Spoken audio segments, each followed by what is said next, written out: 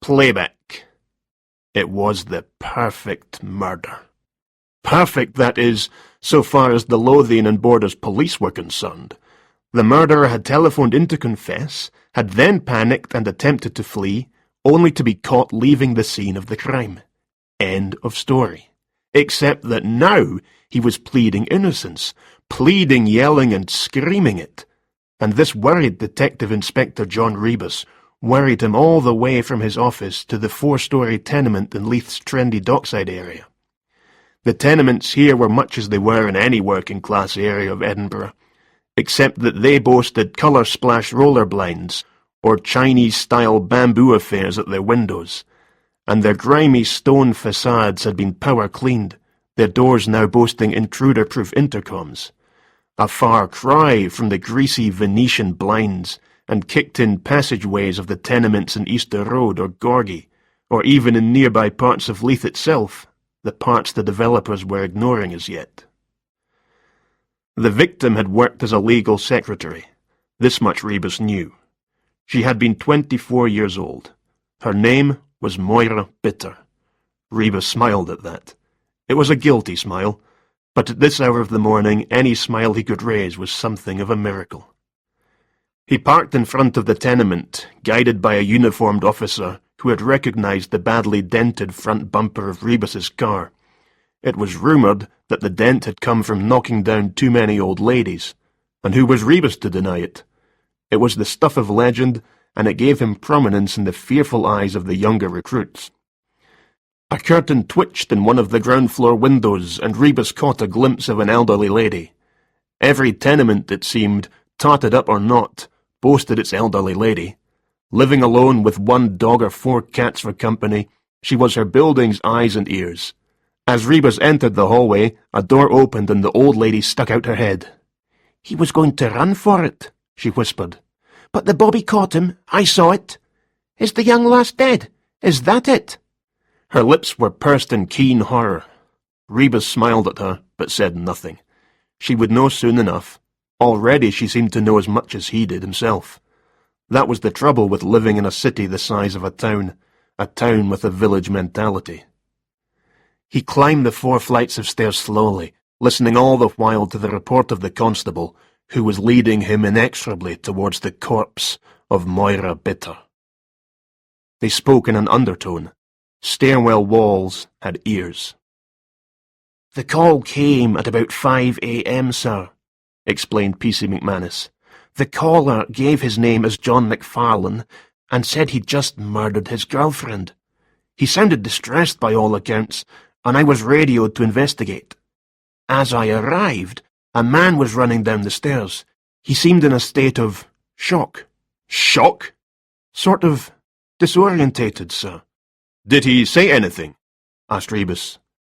"Yes, sir, he told me, 'Thank God you're here. Moira's dead.' I then asked him to accompany me upstairs to the flat in question, called in for assistance, and the gentleman was arrested." Rebus nodded. McManus was a model of efficiency, not a word out of place, the tone just right, everything by rote and without the interference of too much thought. He would go far as a uniformed officer, but Rebus doubted the young man would ever make CID. When they reached the 4th floor, Rebus paused for breath, then walked into the flat. The hall's pastel colour scheme extended to the living room and bedroom. Mute colours, subtle and warming. There was nothing subtle about the blood, though. The blood was copious. Moira Bitter lay sprawled across her bed, her chest a riot of colour. She was wearing apple-green pyjamas, and her hair was silky blonde. The police pathologist was examining her head. "She's been dead about 3 hours, he informed Rebus. "Stabbed 3 or 4 times with a small sharp instrument which, for the sake of convenience, I'm going to term a knife. I'll examine her properly later on." Rebus nodded and turned to McManus, whose face had a sickly grey tinge to it. "Your first time?" Rebus asked. The constable nodded slowly. "Never mind," Rebus continued. "You never get used to it anyway. Come on." He led the constable out of the room and back into the small hallway. "This man we've arrested, what did you say his name was?" "John McFarlane, sir," said the constable, taking deep breaths. "He's the deceased's boyfriend, apparently." "You said he seemed in a state of shock. Was there anything else you noticed?" The constable frowned, thinking. "Such as, sir?" he said at last. "Blood," said Rebus coolly. "You can't stab someone in the heat of the moment without getting blood on you." McManus said nothing. Definitely not CID material, and perhaps realizing it for the very first time. Rebus turned from him and entered the living room. It was almost neurotically tidy.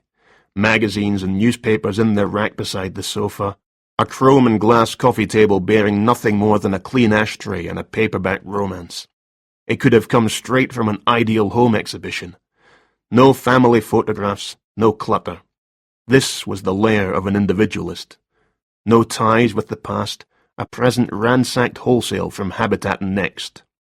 There was no evidence of a struggle, no evidence of an encounter of any kind, no glasses or coffee cups. The killer had not loitered, or else had been very tidy about his business. Rebus went into the kitchen. It too was tidy, cups and plates stacked for drying beside the empty sink. On the draining board were knives, forks, teaspoons. No murder weapon. There were spots of water in the sink and on the draining board itself, yet the cutlery and crockery were dry. Rebus found a dish towel hanging up behind the door and felt it. It was damp. He examined it more closely. There was a small smudge on it, perhaps gravy or chocolate. Or blood. Someone had dried something recently. But what? He went to the cutlery drawer and opened it. Inside, amidst the various implements, was a short-bladed chopping knife with a heavy black handle. A quality knife, sharp and gleaming. The other items in the drawer were bone-dry, but this chopping knife's wooden handle was damp to the touch. Rebus was in no doubt. He had found his murder weapon. Clever of McFarlane, though, to have cleaned and put away the knife. A cool and calm action. Moira Bitter had been dead 3 hours. The call to the police station had come an hour ago. What had McFarlane done during the intervening 2 hours? Cleaned the flat? Washed and dried the dishes? Rebus looked in the kitchen swing bin, but found no other clues, no broken ornaments, nothing that might hint at a struggle. And if there had been no struggle, if the murderer had gained access to the tenement and to Moira Bitter's flat without forcing an entry, if all this were true, Moira had known her killer. Rebus toured the rest of the flat, but found no other clues. Beside the telephone in the hall stood an answering machine. He played the tape, and heard Moira Bitter's voice. "Hello, this is Moira. I'm out, I'm in the bath, or I'm otherwise engaged." A giggle. "Leave a message and I'll get back to you, unless you sound boring." There was only one message. Rebus listened to it, then wound back the tape, and listened again. "Hello, Moira, it's John. I got your message. I'm coming over. Hope you're not otherwise engaged. Love you." John McFarlane. Rebus didn't doubt the identity of the caller. Moira sounded fresh and fancy-free in her message, but did McFarlane's response hint at jealousy? Perhaps she had been otherwise engaged when he'd arrived. He lost his temper, blind rage, a knife lying handy. Rebus had seen it before. Most victims knew their attackers. If that were not the case, the police wouldn't solve so many crimes. It was a blunt fact. You double-bolted your door against the psychopath with the chainsaw, only to be stabbed in the back by your lover, husband, son, or neighbour. John McFarlane was as guilty as hell. They would find blood on his clothes, even if he tried cleaning it off. He had stabbed his girlfriend, then calmed down and called in to report the crime, but had grown frightened at the end and had attempted to flee. The only question left in Rebus's mind was the why. The why, and those missing 2 hours. Edinburgh through the night, the occasional taxi rippling across sets, and lone, shadowy figures slouching home with hands in pockets, shoulders hunched. During the night hours, the sick and the old died peacefully, either at home or in some hospital ward. 2 in the morning until 4, the dead hours. And then some died horribly, with terror in their eyes. The taxis still rumbled past. The night people kept moving. Rebus let his car idle at traffic lights, missing the change to green, only coming to his senses as amber turned red again. Glasgow Rangers were coming to town on Saturday. There would be casual violence. Rebus felt comfortable with the thought. The worst football hooligan could probably not have stabbed with the same ferocity as Moira Bitter's killer. Rebus lowered his eyebrows. He was rousing himself to fury, keen for confrontation. Confrontation with the murderer himself. John McFarlane was crying as he was led into the interrogation room, where Rebus had made himself look comfortable, cigarette in one hand, coffee in the other. Rebus had expected a lot of things, but not tears. "Would you like something to drink?" he asked. McFarlane shook his head. He had slumped into the chair on the other side of the desk, his shoulders sagging, head bowed, and the sobs still coming from his throat. He mumbled something. "I didn't catch that," said Rebus. "I said I didn't do it," McFarlane answered quietly. "How could I do it? I love Moira." Rebus noted the present tense. He gestured towards the tape machine on the desk. "Do you have any objections to my making a recording of this interview?" McFarlane shook his head again. Rebus switched on the machine. He flicked ash from his cigarette onto the floor, sipped his coffee, and waited.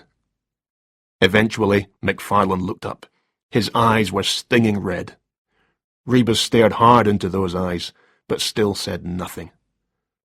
McFarlane seemed to be calming, seemed, too, to know what was expected of him.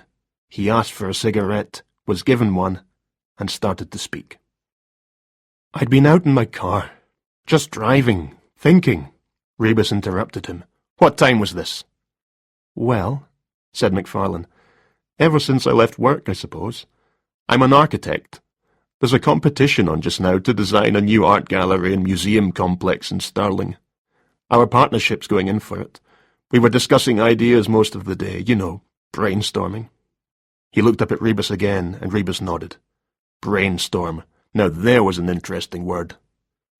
"And after work," McFarlane continued, "I was so fired up I just felt like driving, going over the different options and plans in my head, working out which was strongest." He broke off, realizing perhaps that he was talking in a rush, without thought or caution. He swallowed and inhaled some smoke. Rebus was studying McFarlane's clothes. Expensive leather brogues, brown corduroy trousers, a thick white cotton shirt, the kind cricketers wore, open at the neck, a tailor-made tweed jacket.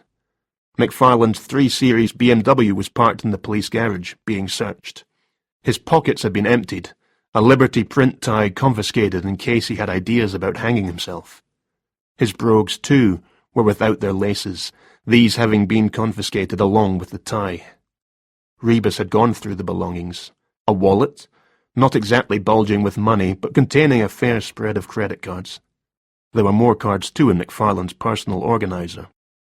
Rebus flipped through the diary pages, then turned to the sections for notes and for addresses. McFarlane seemed to lead a busy, but quite normal social life. Rebus studied him now, across the expanse of the old table. McFarlane was well built, handsome if you like that sort of thing. He looked strong, but not brutish. Probably he would make the local news headlines as Secretary's yuppie killer. Rebus stubbed out his cigarette. "We know you did it, John. That's not in dispute. We just want to know why." McFarlane's voice was brittle with emotion. "I swear I didn't! I swear!" "You're going to have to do better than that." Rebus paused again. Tears were dripping onto McFarlane's corduroys. "Go on with your story," he said. McFarlane shrugged. "That's about it," he said, wiping his nose with the sleeve of his shirt. Rebus prompted him. "You didn't stop off anywhere for petrol or a meal or anything like that?" He sounded sceptical. McFarlane shook his head. "No, I just drove until my head was clear. I went all the way to the Forth Road Bridge, turned off and went into Queen's Ferry. Got out of the car to have a look at the water, threw a few stones in, for luck." He smiled at the irony. then drove round the coast road and back into Edinburgh. Nobody saw you. You didn't speak to anyone. Not that I can remember. And you didn't get hungry. Rebus sounded entirely unconvinced. We'd had a business lunch with a client. We took him to the Eyrie. After lunch there, I seldom need to eat until the next morning. The Eyrie was Edinburgh's most expensive restaurant. You didn't go there to eat. You went there to spend money. Rebus was feeling peckish himself. The canteen did a fine bacon butty. When did you last see Miss Bitter alive? At the word alive, McFarlane shivered. It took him a long time to answer. Rebus watched the tape revolving. Yesterday morning, McFarlane said at last. She stayed the night at my flat. How long have you known her? About a year. But I only started going out with her a couple of months ago. Oh? And how did you know her before that? McFarlane paused. She was Kenneth's girlfriend, he said at last. Kenneth being... McFarlane's cheeks reddened before he spoke. My best friend, he said. Kenneth was my best friend. You could say I stole her from him. These things happen, don't they? Rebus raised an eyebrow. Do they? He said. McFarlane bowed his head again. Can I have a coffee? He asked quietly. Rebus nodded, then lit another cigarette. McFarlane sipped the coffee, holding it in both hands like a shipwreck survivor. Rebus rubbed his nose and stretched, feeling tired. He checked his watch. 8 in the morning. What a life.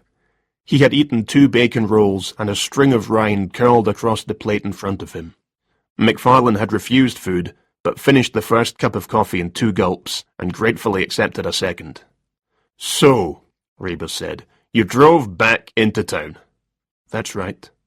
McFarlane took another sip of coffee.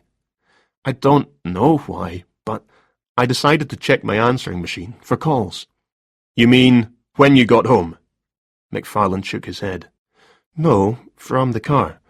I called home from my car phone and got the answering machine to play back any messages. Rebus was impressed. That's clever, he said. McFarlane smiled again, but the smile soon vanished. One of the messages was from Moira, he said. She wanted to see me. At that hour? McFarlane shrugged. Did she say why she wanted to see you? No, she sounded strange. Strange. A bit, I don't know, distant maybe. Did you get the feeling she was on her own when she called? I've no idea. Did you call her back? Yes. Her answering machine was on. I left a message. Would you say you're the jealous type, Mr. McFarlane? What? McFarlane sounded surprised by the question. He seemed to give it serious thought. No more so than the next man, he said at last. Why would anyone want to kill her? McFarlane stared at the table, shaking his head slowly. Go on, said Rebus, sighing, growing impatient. You were saying how you got her message. Well, I went straight to her flat. It was late, but I knew if she was asleep I could always let myself in. Oh? Rebus was interested. How? I had a spare key, McFarlane explained. Rebus got up from his chair and walked to the far wall and back, deep in thought. I don't suppose, he said, you've got any idea when Moira made that call? McFarlane shook his head. But the machine will have logged it, he said. Rebus was more impressed than ever. Technology was a wonderful thing. What's more, he was impressed by McFarlane. If the man was a murderer, then he was a very good one, for he had fooled Rebus into thinking him innocent. It was crazy. There was nothing to point to him not being guilty. But, all the same, a feeling was a feeling, and Rebus most definitely had a feeling. I want to see that machine, he said, and I want to hear the message on it. I want to hear Moira's last words. It was interesting how the simplest cases could become so complex. There was still no doubt in the minds of those around Rebus, his superiors and those below him, that John McFarlane was guilty of murder. They had all the proof they needed, Every last bit of it circumstantial. McFarlane's car was clean. No blood-stained clothes stashed in the boot. There were no prints on the chopping knife, though McFarlane's prints were found elsewhere in the flat. Not surprising, given that he'd visited that night, as well as on many a previous one. No prints either on the kitchen sink and taps, though the murderer had washed a bloody knife. Rebus thought that curious, and as for the motive, jealousy, a falling out, a past indiscretion discovered, the CID had seen them all. Murder by stabbing was confirmed, and the time of death narrowed down to a quarter of an hour either side of 3 in the morning. McFarlane claimed that at that time he was driving towards Edinburgh, but had no witnesses to corroborate the claim. There was no blood to be found on McFarlane's clothing, but, as Rebus himself knew, that didn't mean the man wasn't a killer. More interesting, however, was that McFarlane denied making the call to the police. Yet someone, in fact whoever murdered Moira Bitter, had made it. And more interesting even than this was the telephone answering machine. Rebus went to McFarlane's flat in Liberton to investigate. The traffic was busy coming into town but quiet heading out. Liberton was one of Edinburgh's many anonymous middle-class districts. Substantial houses, small shops, a busy thoroughfare. It looked innocuous at midnight, and was even safer by day. What McFarlane had termed a flat comprised, in fact, the top 2 stories of a vast detached house. Rebus roamed the building, not sure if he was looking for anything in particular. He found little. McFarlane led a rigorous and regimented life, and had the home to accommodate such a lifestyle. One room had been turned into a makeshift gymnasium, with weightlifting equipment and the like. There was an office for business use, a study for private use. The main bedroom was decidedly masculine in taste, though a framed painting of a naked woman had been removed from one wall and tucked behind a chair. Rebus thought he detected Moira Bitter's influence at work. In the wardrobe were a few pieces of her clothing and a pair of her shoes. A snapshot of her had been framed and placed on McFarlane's bedside table. Rebus studied the photograph for a long time, then sighed and left the bedroom, closing the door after him. Who knew when John McFarlane would see his home again? The answering machine was in the living room. Rebus played the tape of the previous night's calls. Moira Bitter's voice was clipped and confident, her message to the point. "Hello." Then a pause. "I need to see you. Come round as soon as you get this message. Love you." McFarlane had told Rebus that the display unit on the machine showed time of call. Moira's call registered at 3:50 a.m., about 45 minutes after her death. There was room for some discrepancy, but not 3/4 of an hour's worth. Rebus scratched his chin and pondered. He played the tape again. "Hello." Then the pause. "I need to see you." He stopped the tape and played it again, this time with the volume up and his ear close to the machine. That pause was curious, and the sound quality on the tape was poor. He rewound and listened to another call from the same evening. The quality was better, the voice much clearer. Then he listened to Moira again. Were these recording machines infallible? Of course not. The time displayed could have been tampered with. The recording itself could be a fake. After all, whose word did he have that this was the voice of Moira Bitter? Only John McFarlane's. But John McFarlane had been caught leaving the scene of a murder. And now Rebus was being presented with a sort of an alibi for the man. Yes, the tape could well be a fake, used by McFarlane to substantiate his story, but stupidly not put into use until after the time of death. Still, from what Rebus had heard from Moira's own answering machine, the voice was certainly similar to her own. The lab boys could sort it out with their clever machines. One technician in particular owed him a rather large favour. Rebus shook his head. This still wasn't making much sense. He played the tape again and again. "Hello." Pause. "I need to see you." "Hello." Pause. "I need to see you." "Hello." Pause. "I need—" And suddenly it became a little clearer in his mind. He ejected the tape and slipped it into his jacket pocket, then picked up the telephone and called the station. He asked to speak to Detective Constable Brian Holmes. The voice, when it came on the line, was tired, but amused. "Don't tell me," Holmes said. "Let me guess. You want me to drop everything and run an errand for you." "You must be psychic, Brian. 2 errands, really. Firstly, last night's calls. Get the recording of them and search for one from John McFarlane, claiming he'd just killed his girlfriend. Make a copy of it and wait there for me. I've got another tape for you, and I want them both taken to the lab. Warn them you're coming. And tell them it's priority. I know, it's always priority. They'll say what they always say. Give us 4 days. Not this time," Rebus said. "Ask for Bill Costain and tell him Rebus is collecting on his favour.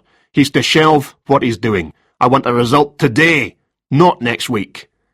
"What's the favour you're collecting on?" "I caught him smoking dope in the lab toilets last month." Holmes laughed. "The world's going to pot," he said. Rebus groaned at the joke and put down the receiver. He needed to speak with John McFarlane again. Not about lovers this time, but about friends. Rebus rang the doorbell a 3rd time, and at last heard a voice from within. "Jesus! Hold on, I'm coming!" The man who answered the door was tall, thin, with wire-framed glasses perched on his nose. He peered at Rebus and ran his fingers through his hair. "Mr. Thompson?" Rebus asked. "Kenneth Thompson?" "Yes," said the man. "That's right." Rebus flipped open his ID. "Detective Inspector John Rebus," he said, by way of introduction. "May I come in?" Kenneth Thompson held open the door. "Please do," he said. "Will a cheque be all right?" "A cheque?" "I take it you're here about the parking tickets," said Thompson. "I'd have got round to them eventually, believe me. It's just that I've been hellish busy, and what with one thing and another—" "No, sir," said Rebus, his smile as cold as a church pew. "Nothing to do with parking fines." "Oh?" Thompson pushed his glasses back up his nose and looked at Rebus. "Then what's the problem?" "It's about Miss Moira Bitter," said Rebus. "Moira? What about her?" "She's dead, sir." Rebus had followed Thompson into a cluttered room overflowing with bundles of magazines and newspapers. A hi-fi sat in one corner, and covering the wall next to it were shelves filled with cassette tapes. These had an orderly look to them, as though they had been indexed, each tape's spine carrying an identifying number. Thompson, who had been clearing a chair for Rebus to sit on, froze at the detective's words. "Dead?" he gasped. "How?" "She was murdered, sir. We think John McFarlane did it." "John!" Thompson's face was quizzical, then sceptical, then resigned. "But why?" "We don't know that yet, sir.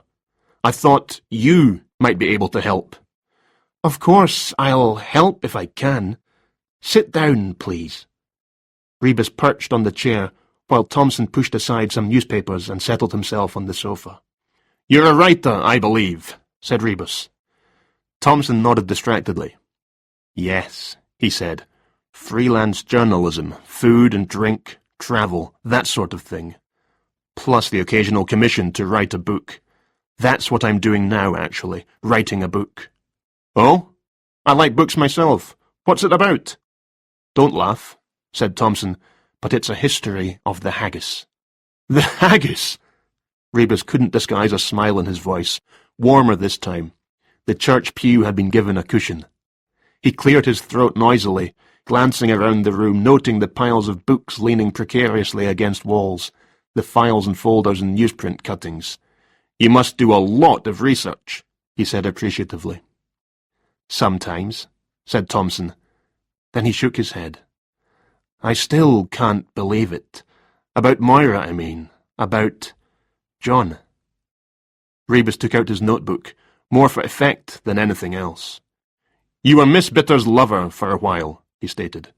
"That's right, Inspector. But then she went off with Mr. McFarlane." "Right again." A hint of bitterness had crept into Thompson's voice.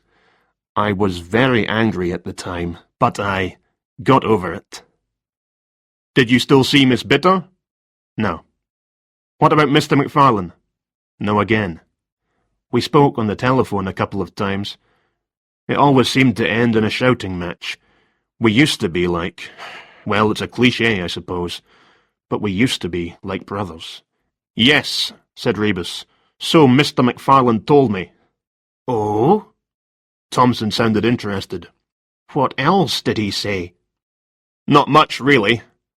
Rebus rose from his perch and went to the window, holding aside the net curtain to stare out onto the street below. He said you'd known each other for years. Since school, Thompson added. Rebus nodded. And he said you drove a black Ford Escort. That'll be it down there, parked across the street. Thompson came to the window. Yes, he agreed uncertainly. That's it. But I don't see what... I noticed it as I was parking my own car, Rebus continued, brushing past Thompson's interruption.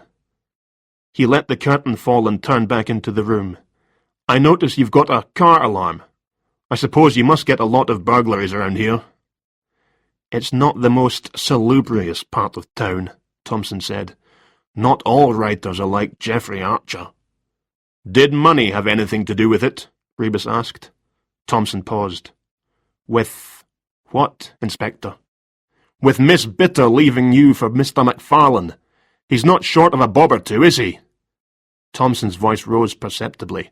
Look, I really can't see what this has to do with... Your car was broken into a few months ago, wasn't it? Rebus was examining a pile of magazines on the floor now. I saw the report. They stole your radio and your car phone. Yes. I notice you've replaced the car phone. He glanced up at Thompson, smiled, and continued browsing. Of course, said Thompson. He seemed confused now, unable to fathom where the conversation was leading. A journalist would need a car phone, wouldn't he? Rebus observed. So people could keep in touch, contact him at any time. Is that right? Absolutely right, Inspector. Rebus threw the magazine back onto the pile and nodded slowly. Great things. Car phones. He walked over towards Thompson's desk. It was a small flat. This room obviously served a double purpose as study and living room. Not that Thompson entertained many visitors. He was too aggressive for many people, too secretive for others. So John McFarlane had said. On the desk there was more clutter, though in some appearance of organisation. There was also a neat word processor, and beside it a telephone. And, next to the telephone, sat an answering machine. Yes, Rebus repeated, you need to be in contact. Rebus smiled towards Thompson. Communication, that's the secret. And I'll tell you something else about journalists. What? Unable to comprehend Rebus's direction, Thompson's tone had become that of someone bored with a conversation. He shoved his hands deep into his pockets. Journalists are hoarders. Rebus made this sound like some great wisdom. His eyes took in the room again. I mean, near pathological hoarders. They can't bear to throw things away because they never know when something might become useful. Am I right? Thompson shrugged. Yes, said Rebus. I bet I am. Look at these cassettes, for example. He went to where the rows of tapes were neatly displayed. What are they? Interviews, that sort of thing? Mostly, yes, Thompson agreed. And you still keep them, even though they're years old? Thompson shrugged again. So, I'm a hoarder. But Rebus had noticed something on the top shelf, some brown cardboard boxes. He reached up and lifted one down. Inside were more tapes, marked with months and years, but these tapes were smaller. Rebus gestured with the box towards Thompson, his eyes seeking an explanation. Thompson smiled, uneasily. Answering machine messages, he said. You keep these too? Rebus sounded amazed.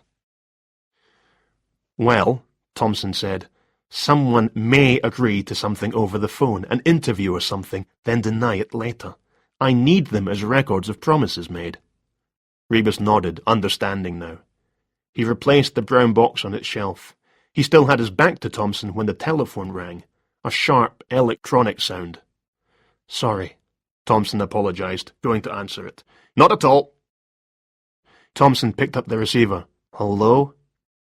He listened, then frowned.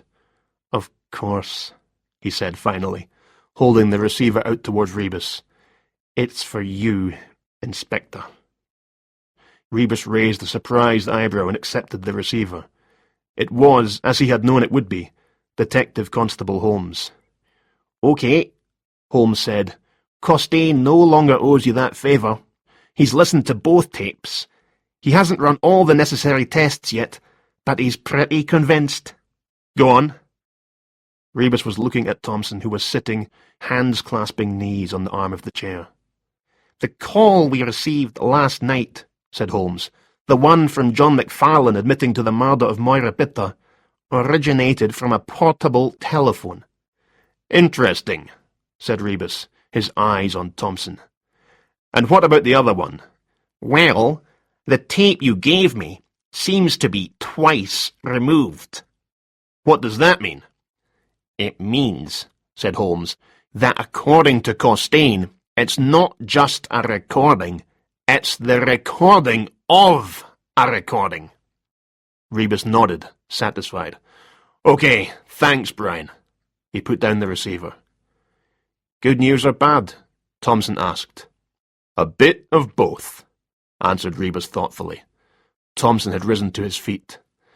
"I feel like a drink, Inspector. Can I get you one?"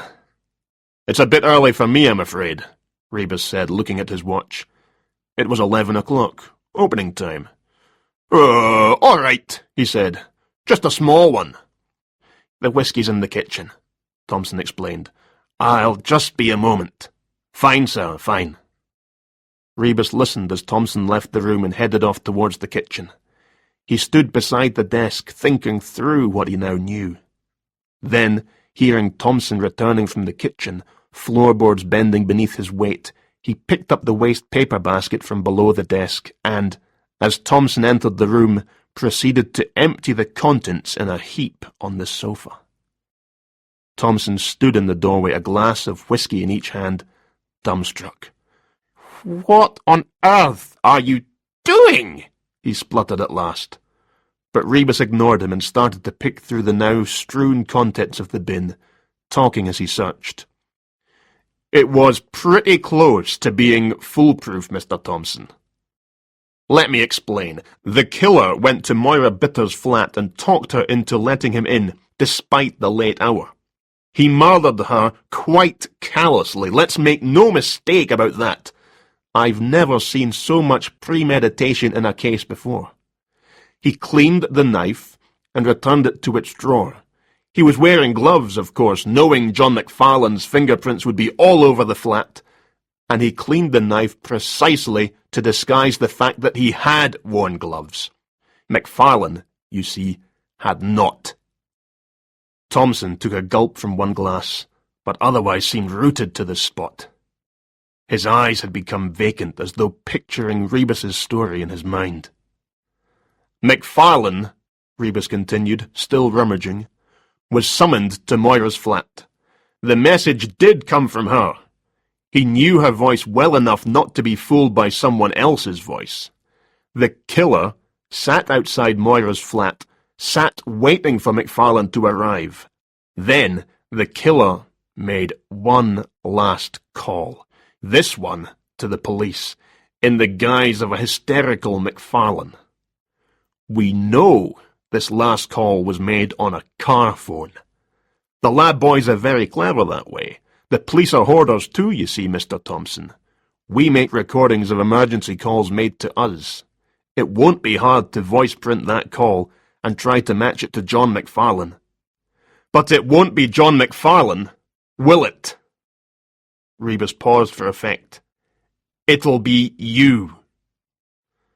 Thompson gave a thin smile, but his grip on the two glasses had grown less steady, and whiskey was dribbling from the angled lip of one of them.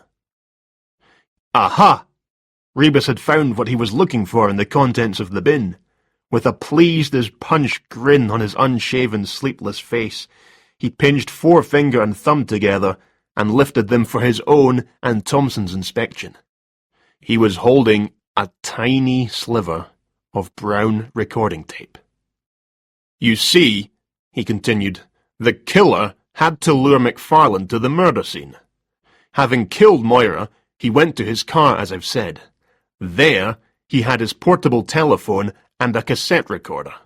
He was a hoarder. He had kept all his answering machine tapes, including messages left by Moira at the height of their affair. He found the message he needed, and he spliced it. He played this message to John McFarlane's answering machine. All he had to do after that was wait. The message McFarlane received was, "Hello, I need to see you." There was a pause after the hello, and that pause was where the splice was made in the tape, excising this. Rebus looked at the sliver of tape. The one word Kenneth. "Hello, Kenneth, I need to see you."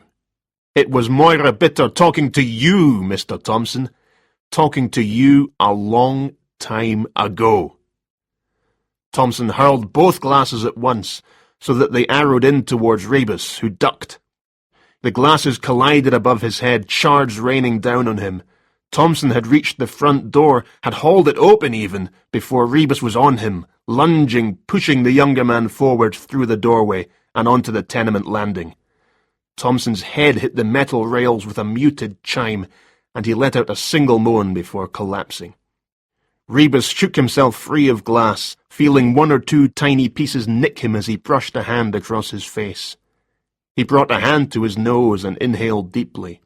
His father had always said whiskey would put hairs on his chest. Rebus wondered if the same miracle might be effected on his temples and the crown of his head. It had been the perfect murder.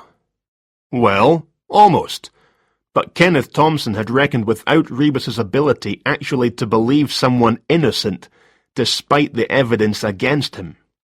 The case against John McFarlane had been overwhelming, yet Rebus, feeling it to be wrong, had been forced to invent other scenarios, other motives, and other means, to the fairly chilling end.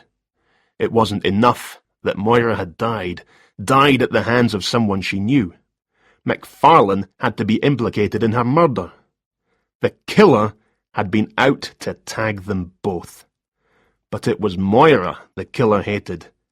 Hated because she had broken a friendship, as well as a heart. Rebus stood on the steps of the police station. Thompson was in a cell somewhere below his feet, somewhere below ground level, confessing to everything. He would go to jail, while John McFarlane, perhaps not realizing his luck, had already been freed. The streets were busy now. Lunchtime traffic, the reliable noises of the everyday. The sun was even managing to burst from its slumber. All of which reminded Rebus that his day was over. Time, all in all he felt, for a short visit home, a shower, and a change of clothes, and, God and the devil willing, some sleep.